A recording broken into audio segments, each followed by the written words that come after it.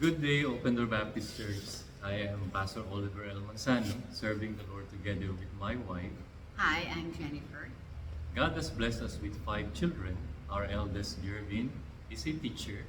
Vernon is a medical doctor. James is also a teacher. Jack is in college, and our youngest, Julia, is in junior high school.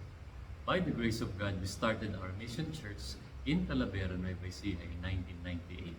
What began as a small gathering has grown into a ministry that has touched many lives and produced other local churches such as the Faith Baptist churches in Bongabon, Llanera, Santo Domingo, and even other provinces. Over the years, the Lord has opened doors for us to minister, not only in our community but also to soldiers and policemen, to reach and rehabilitate drug addicts, and to strengthen families through family fidelity seminars. God has allowed us to establish a Christian school and to reach the next generation through sports evangelism. Through all of this, we give glory to God alone.